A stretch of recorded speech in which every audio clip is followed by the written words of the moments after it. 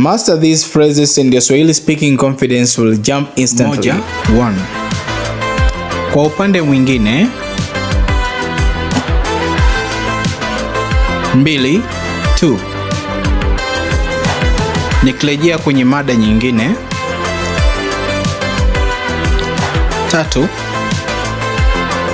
3. Ningependa kuzungumzia pia 4. 4. Kuhusu jambo jingine. 5. 5. Nikigeukia upande mwingine. 6. 6. Kuhusu swali lingine. 7. 7. Na sasa ningependa kuangazia zaidi katika 8. 8. Kwa kuhamia katika mada nyingine.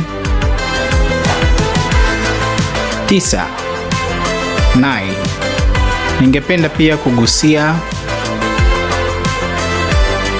10. 10. Kwa mtazamo mwingine. 11. 11.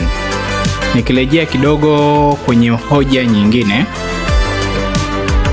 12. 12.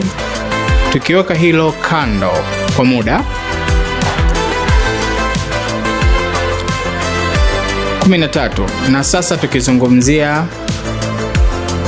Asante sana and I hope to see you again in the next lessons.